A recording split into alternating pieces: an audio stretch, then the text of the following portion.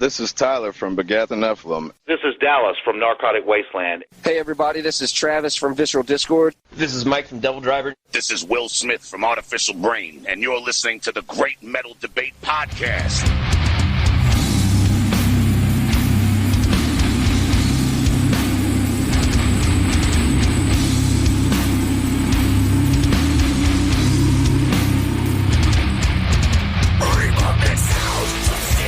Welcome everybody to the Great Metal Debate Podcast. I'm Xander, and I'm here at the Malevolent Creation / Narcotic Wasteland show here in Clarksville, Tennessee at the Warehouse. It's going to be one of the final Great Metal shows here. And I'm standing here with a guy who I have been friends with on Facebook for about 5 years now. His name is Michael Eisenhauer from the band Luna In Sanguinem. Am I saying that correctly? Yep, Luna In Sanguinem. Awesome. I first listened to you guys a couple years ago. I think I added you to Facebook, and I remember seeing that you were in a band, and I was like, oh, what band is he in? Uh-huh. And I saw this and I was like, okay, let's check it out. And at the time you only had live videos on YouTube. Yeah. So I've been following you guys for that was probably when I was still doing vocals before we got our singer. Oh shit, I didn't even know that. I always thought that you were just the guitarist and back vocalist. Yeah, I didn't want to do the vocals, I was like, dude, because I like being able to thrash, instead of always having to sing. And I write a lot of lyrics.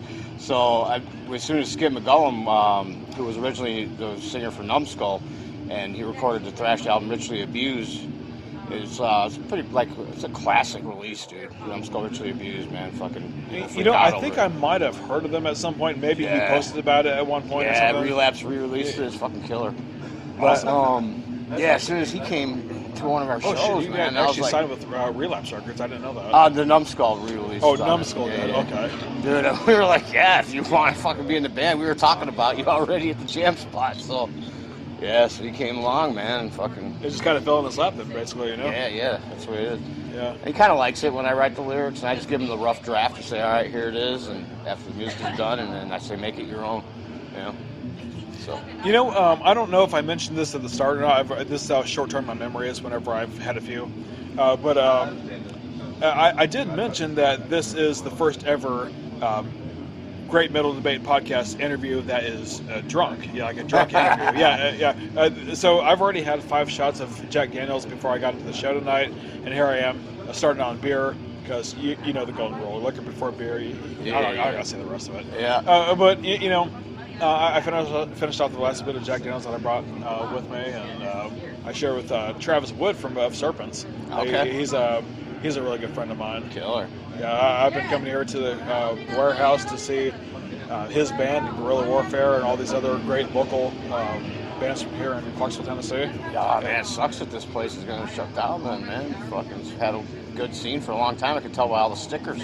Right, and this establishment has been up for I think it was 2 months shy of 30 years. They opened it sometime in 1991, so roughly when I was born. The sound guy did a great job tonight, man. I had a good time. Oh yeah, Doug. See, I've known Doug for a while too. He's always been a great sound guy. Yeah, he's killing. But even when my friend's punk band played through here, he did a decent job. I forgot. What was the name of that band? Shit, I can't even think of it right now. But hey, you know what? Before I drag this drunk interview on even further, I got to ask you the important questions. Okay. So, what got you into music or metal in general? What was some of your early gateway bands? Oh man, dude, I had older cousins that would jam out Rat and Twisted Sister and all that stuff from back in the day. And so of course I had to go out and buy the Twisted Sister Stay Hungry album and shit. And then friends in school turned me on to dude, you gotta check out this Celtic Frost. And I'd see the older guys with Slayer Hellweight's back patches. Dude, what the fuck is that shit? And we're jamming Ride the Lightning and all that, dude. Fucking. And then once I found a demo tape of the band Numbskull and this music store, and I'm like, dude, who's this? And he's like, well, it's a local band. I'm like, local bands? And there's flyers for shows. I'm like, oh yes, we're going to all the local shows, and everybody I knew wanted to be in a band and a guitar player, but I didn't have any money. I was poor and shit. So they all had the guitar for Christmas, and that's just how it started for me, man. I was like, dude, because I didn't have shit and I wanted it so bad, I excelled over everybody. they're all either dead or whatever anyway by now. Half of them, unfortunately. But Bummer. So I got to ask you another question here is, what were some of the first songs, like metal songs or metal bands you had ever heard that really inspired you to pick up the guitar and start playing? Man, I was a huge Metallica kid. Master of Puppets was like the ultimate album. Testament, Practice What You Preach, and New Order and all that stuff, dude. Exodus, Bonded by Blood. Oh man, it was great. So I got an Exodus patch, I got Testament patch. The few thrash bands I do get into are like the older ones, especially with that. What was that? Of course, we found Deicide and Cannibal Corpse after a while too. So I've been a diehard fan of both those bands since like 2006. I remember I was like 15 back in 2006. Dude, I was watching a hardcore band play a ship party in Chicago. I was in 9th grade at the time, man. This band called Bottles Flying, dude, a hardcore band in Chicago. I'm watching them. They got their name because bottles started flying and they didn't have a band name. It was a cool ass band. And there's like a scene over here that's totally different. In this party place, dude, they're like jamming fucking, Butchered at Birth, and I'm like, dude, what's that, And so many killer memories, dude. Yeah, I have the long sleeve, so get this. I have the long sleeve shirt of the Butchered at Birth album from Cannibal Corpse. I also have a gigantic wall flag with the album cover. Kick ass, dude. And I also have, get this, because apparently band merch is starting to be like this now, I have Cannibal Corpse Butchered at Birth socks. Ah, fuck yeah, dude. And now, I tried to get a Butchered at Birth patch that was in the shape of a coffin on Etsy. Okay. People like home make their own shit on there and sell it. It's crazy. It's like a homemade yard sale kind of website. Okay. But I ordered it back a few months ago, and I never got it in the mail. I was like, what the fuck? It said my order's confirmed. It gave me an order tracking number and everything, and I never received it. So, oh, shit. Anyway, sorry, we're kind of getting I should probably mention that my drummer toured with Wrath, and, Europe and all kinds of stuff on their recent album before the one that just came out. I have heard of the bands Wrath, and I've heard of the bands Wraith. Okay, it's Wrath from basically like Waukegan, Illinois, north of Chicago, suburb areas. And then my bass player Rod with a D, not Rob, Rod. He was in a thrash band, Dementox, and a bunch of other bands and shit. So yeah, a lot of history in this band, dude. Yeah. So how long has Luna In Sanguinem? Sorry. Yeah. It's all right. Luna In Sanguinem. How long have they been around? Like what? Actually, let's start from the beginning. Like, what other bands were you in before Luna In Sanguinem? I later on ended up joining Numbskull. Because I was in some local bands that nobody would even know. We didn't really do shit. And then I was, barely able to drink and got into Numbskull, and then they showed me the underground, so I got even further into it then, doing snail mail and meeting all kind of really cool people, from all these zines and shit and bands, and I watched like Vomitory start up and, holy shit, I love Vomitory, Yeah, I remember when the Necrophobic guys decided they were going to do Dark Funeral. Necrophobic. So... And then I started Evil Incarnate, a satanic death metal band like Oh Morbid shit, Angel, that's where I knew you from. I knew about your band, I also knew about the other band, and I guess for some reason my dumbass is thinking that you're two different people for those bands. Yeah. Sorry, the other band. But we Evil wrote Incarnate, controversial lyrics in the past, and then we're kicking ourselves in the ass for it now because it just kind of fucking roadblocks left and right because of it. Because people want to put politics in the music, and we don't.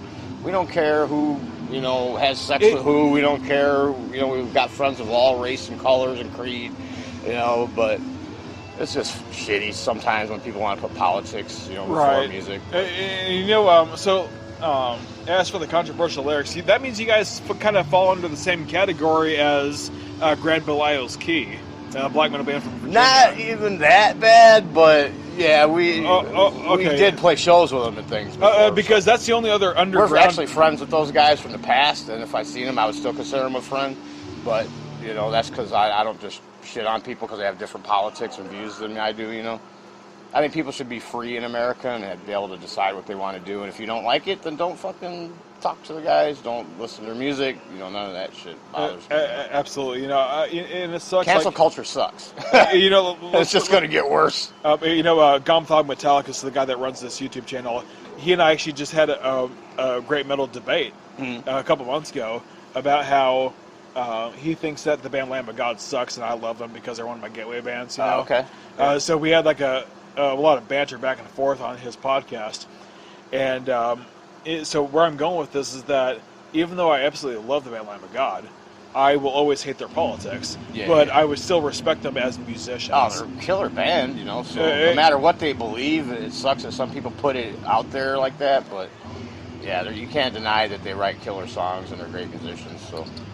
Right, and I don't understand why people hate the mainstream so much. I mean, I understand that some of it can be overrated and overplayed sometimes. Yeah. But at I wonder if some of that's jealousy from some of the smaller bands and it kind of spreads like a virus. It kind of is, but at the same time, there's some elitism that goes behind it. It's not just jealousy. Yeah, it is who you know a lot of times in the scene, dude, for sure. Like a lot of the bands, like I'm going to use like one of the heaviest bands I've ever heard. Go My God. They only ever put out like one album. They're a New York-based. Do you like Archgoat, dude? That band. Archgoat is nuts. I just heard the newest album, like the great, Blasphemous Crucifixion album. I think it was called. Yeah. Wait, I'm sorry. Did I get that wrong? I don't even know what the name of the album was, but it was something along those lines. Yeah, the new album. I can't remember what it's called either. It shows a bunch of people hanging on the front with like burning. Which is their artist is awesome. Even though he does only like the black and white satanic.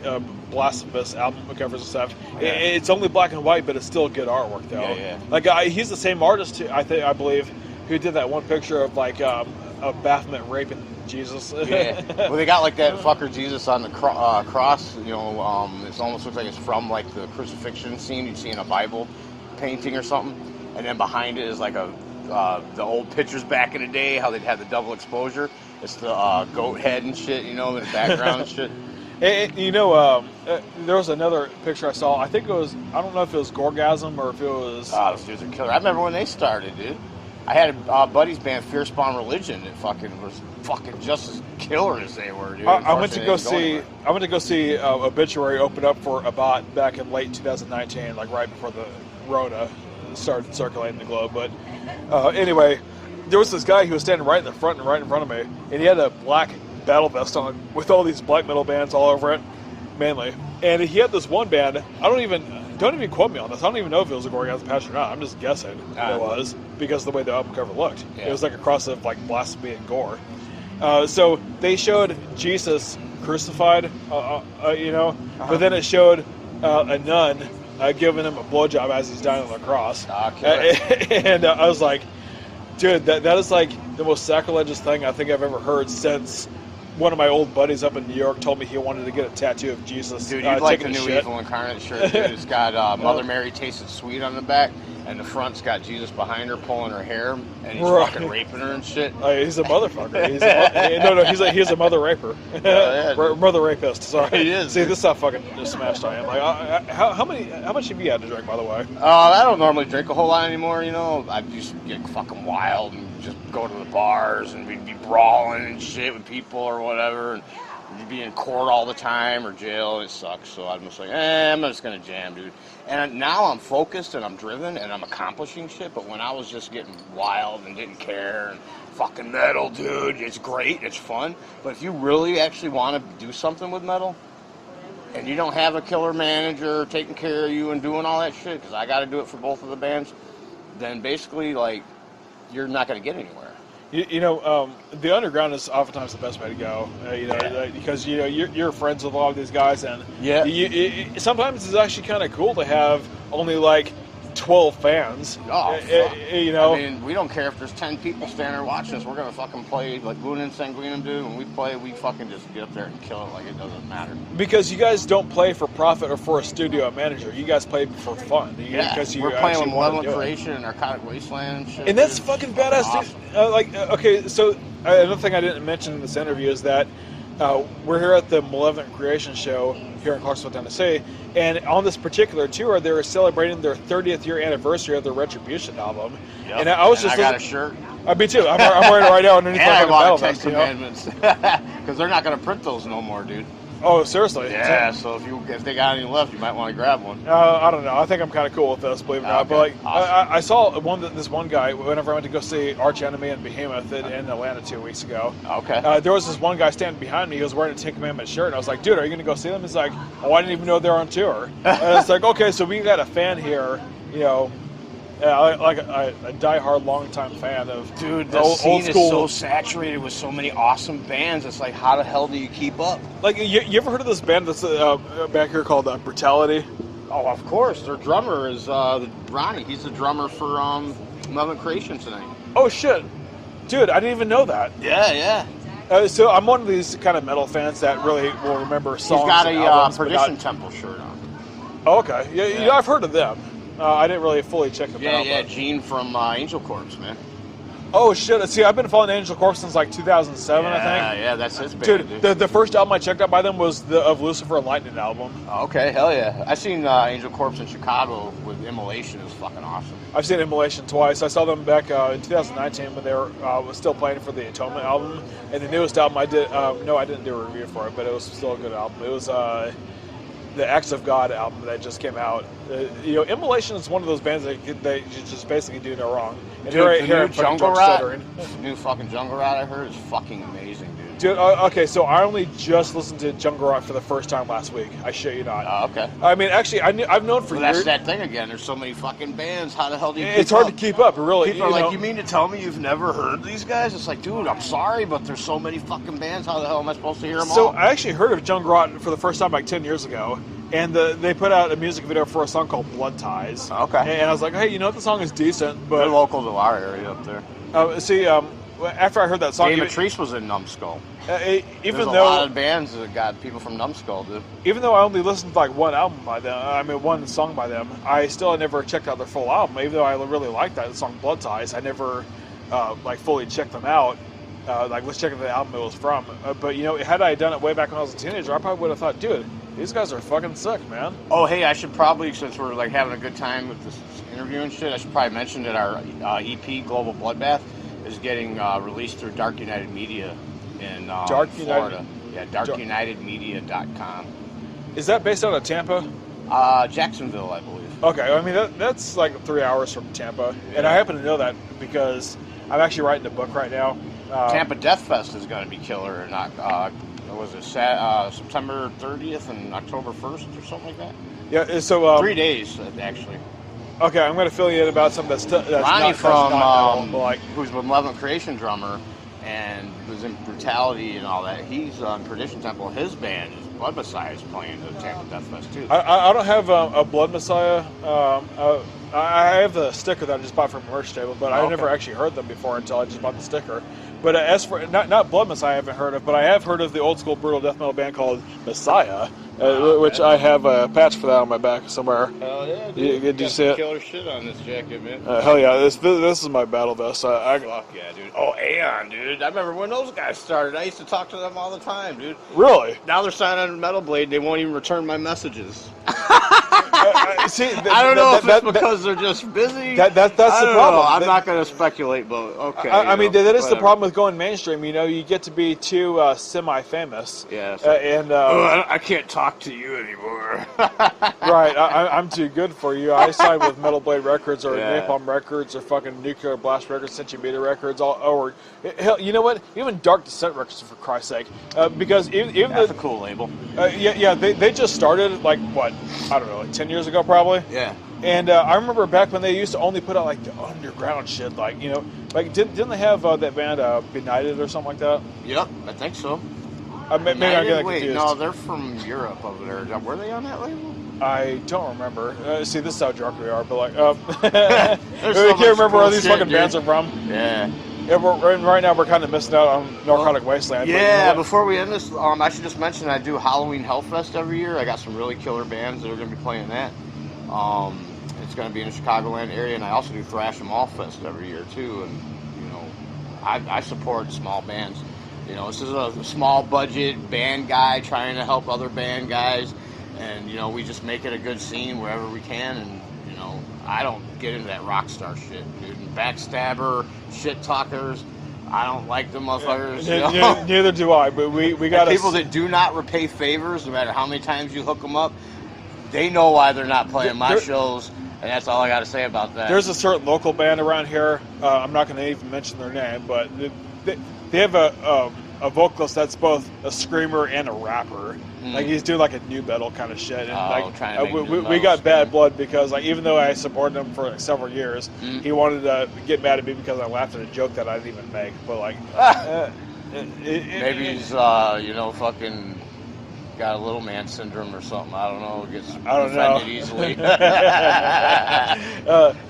We'll leave that up to the girls to decide, I guess. I don't know. Yeah, I mean, if he... Oh, wait, yeah, he does. He does. Yeah, I forgot. Anyway, fuck him. Yeah, he don't matter. He's not one of the good local bands. Like, so there's actually a Christian brutal death metal band from Murfreesboro, Tennessee. Oh, yeah? Called Abated Mass of Flesh. Okay. They are the sickest, I promise you. They are the sickest brutal death metal Christian band you've ever heard.